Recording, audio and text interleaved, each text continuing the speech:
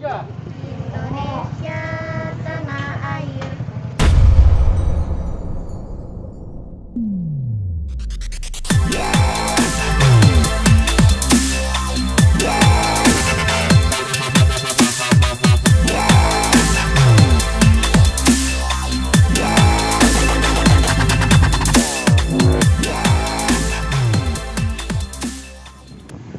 Rabu 16 September 2020, Polres Bener Meriah bersama tim gabungan TNI dan Pemda Bener Meriah melaksanakan operasi justisi prokes guna meminimalisir penyebaran virus corona di wilayah Bener Meriah.